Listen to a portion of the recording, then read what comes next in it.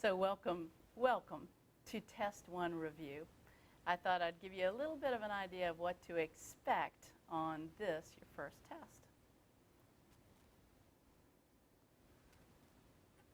So, this test covers chapters 1 through 5. There are 30 to 34 objective questions, and there will be one short answer essay. You will easily be able to answer this one. And remember, this test is administered on Canvas or Honor Lock. All right, so let's begin with the substantive law that you should know. Please pay close attention to these slides because the test is largely based on this material. Remember, only chapters 1 through 5. All right, so a fee simple absolute is the best possible ownership rights you could have in property, and you need to remember this. If you own property in fee simple absolute, then this is transferable during your life. You may also transfer the property by using a will. It passes to your heirs automatically under the laws of intestacy if you do not specifically devise the property in a will. And real property can be attached to satisfy debts if owned in fee simple. Just one quick note, we have abolished dower and courtesy in Virginia. That's an old common law source of forced share, although we do now have a statutory forced share. All right, Trump Tower. We looked at a couple of Trump cases out of New York. Trump Tower is built on the air rights that were once owned by Tiffany and Company. So what air rights can be transferred? Here's what you need to remember, that the column lot is the right and the property up to 23 feet above the ground, and the air lot is anything above 23 feet. So in Manhattan, air rights are extremely valuable. We looked at another Trump case, and it was Trump Place. So as you recall, property was purchased along the Hudson River. It had been an old railroad yard. And Trump Place was built, and it obstructed the view of the Lincoln Towers, a moderately priced apartment building. The decline in value of the view apartments was about $50,000. And so the question was, is there a right to a view? Is this a compensable injury? And the answer, of course, is no, it's not. We talked a little bit about freehold estates and non-freehold estates in property. So a freehold estate is an interest in land of uncertain duration. So for instance, I own my farm at Shepherd's. I don't know how long I will own it. It is considered to be a freehold estate. If, for instance, you have a lease that's terminated on a specific date, that's not a freehold estate, right? So you could have a present interest that's considered to be a freehold estate. That is one where you're allowed to possess the property now, and it's of uncertain duration. Or you may acquire an interest in property in the future that is of uncertain duration. We talked about a couple of cases involving the warranty of habitability. Remember, a landlord does not guarantee all amenities. The property simply has to be fit for human habitation and fit for the uses reasonably intended by the parties. So to boil it all down, I'd say that occupants should never be subject to conditions that are dangerous, hazardous, or detrimental to life or safety. A life estate. A life estate is measured by the life of a person. It could be measured by the life of the life tenant, the person who has the life estate. It could also be measured by the life of another person. It's the exclusive right to use the property during a lifetime. Life estates may be sold, they may be transferred to someone else, but of course at the end of the life of the life tenant, then it would end. A life tenant may be liable for waste. So for instance, if the roof starts leaking and you are the holder of the life estate, you need to fix the roof. We talked a little bit about easements and creation and termination of easements. So what I would do if I were you is go back and look at the problems in your handouts, in your bound handouts, and make sure that you can answer those. So easements can be created in several different ways. Express grant is the clearest way to create an easement. And of course, express grant is where the easement is recorded in court along with the other real estate records. Easements can be created by implication. So I own one piece of property and I deed the back half of my property to you without specifically mentioning an easement, and you see a road that's running to your back half of the property, by implication you get an easement. Easements can also be created by prescriptive use, by using the joint driveway or whatever it happens to be for the statutory period of time.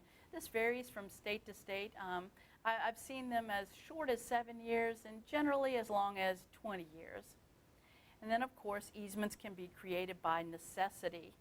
What I want you to remember about an easement that's created by a necessity is that inconvenience is never the legal justification for creating an easement by necessity. It must clearly be by necessity. So if there's another way in or out of the property, then you can't create an easement by necessity. Of course, you don't have to buy a helicopter, but other than that. It's difficult to terminate an appurtenant easement, and we went over a question in class. And so remember to terminate an appurtenant easement. It's probably best just to do a release and to record it in court. But if you don't do that, you have to have cessation of use for the statutory period of time, and that must be combined with some sort of evidence of intent to terminate that appurtenant easement. So perhaps it's a fence that's built across a driveway without a gate and not being used for the statutory period of time. All right, more on easements. The holder of an easement can cover a road with gravel or pavement.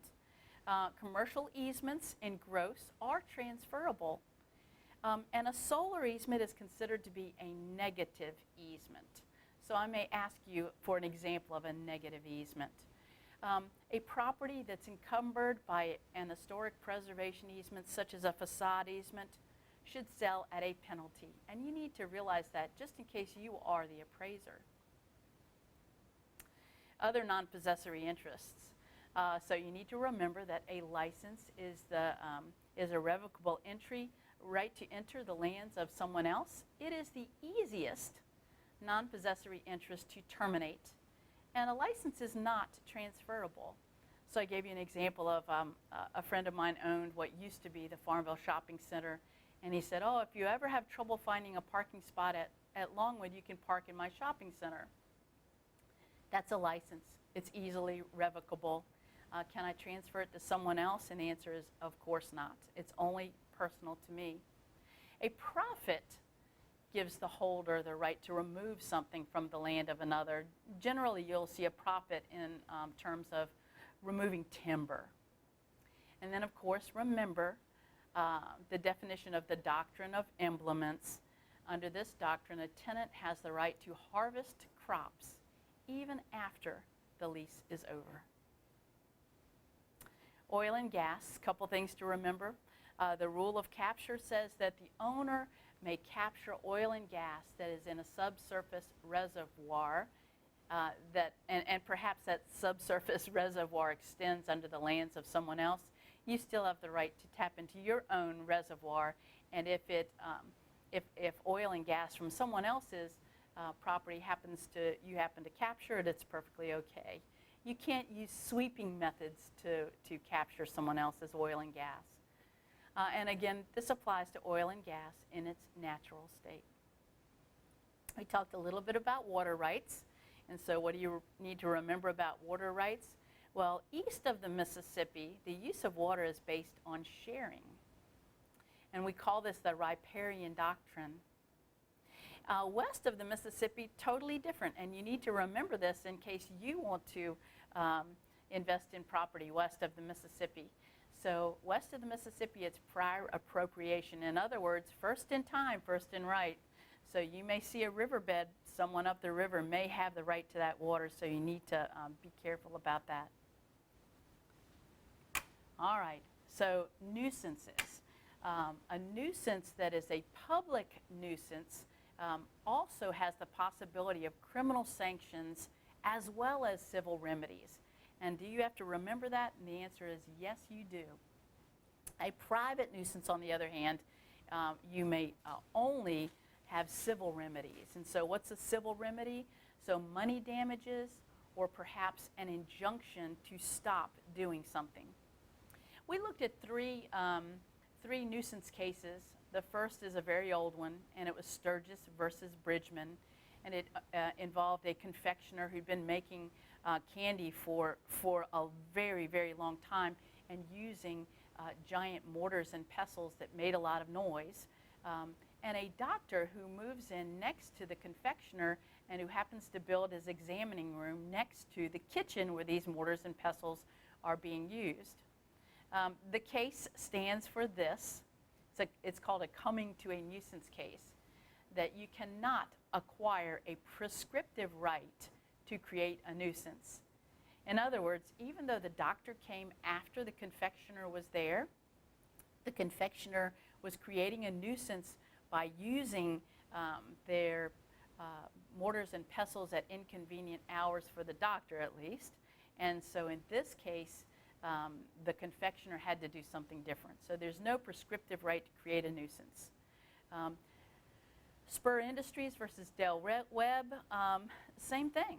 And so take a look at quick peek at those two cases. There won't be a whole lot in terms of questions on them, but you should be familiar with Sturgis versus Bridgman, Boomer versus Atlantic Cement, and Spur Industries versus Del Webb. Duties of landowners. There are classifications under the common law of people who come on your property. So if a trespasser comes on your property, you cannot intentionally harm a trespasser. So if you have a piece of property that you don't live in, that's out in the middle of nowhere, it would be illegal for you to set up a spring gun at the door. In other words, if someone opens the door, a shotgun fires towards the knees of the person who's just opened the door. Even though they're a trespasser, you cannot intentionally harm a trespasser. A licensee is perhaps not what you would ordinarily think of a licensee, but it includes a social guest.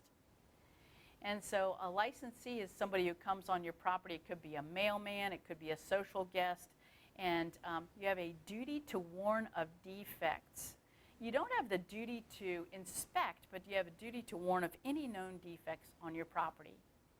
With invitees, that would be a customer in your store. So not only do you have a duty to warn customers in your store, you also have the duty to periodically inspect to make sure there are no hazards. And as soon as you are aware of a hazard, you need to fix it and warn. Buildings and fixtures, you must know the three-pronged fixture test: annexation, adaptation, and intent of the person who annexed the fixture. So personal property starts out as personal property, and if it is so affixed to the real property, it becomes a fixture and thus part of the real property. So remember, with trade fixtures are generally removable by the tenant. So I also wanted to point out that a perfected secured creditor may remove a fixture provided that they perfect their security interest within 20 days of installation. So that was the Sears versus Maplewood Bank case. Sears came in and installed a new kitchen. So it started out as personal property. They then perfected their security interest in those kitchen cabinets within 20 days of installation. So now it's a perfected purchase money security interest. The owners of the home are bankrupt. The house is in foreclosure. May Sears come in and remove the fixtures? And the answer is yes, because there are perfected secured creditors and they perfected within 20 days. Machinery and equipment that's movable generally does not become a fixture. So remember that the rule is refrigerators, freezers, stoves are not fixtures. So if you want them to convey with the property, you need to put that in the contract. And again, trade fixtures include equipment that a tenant attaches to a rented building. Generally, trade fixtures are removable by the tenant. All right, so that's it for the review for Test 1. I wish you much luck. Please go back and look at your notes, and also look at, not only look at your notes, but look at the questions after each chapter, and it's only chapters 1 through 5. Thank you so much.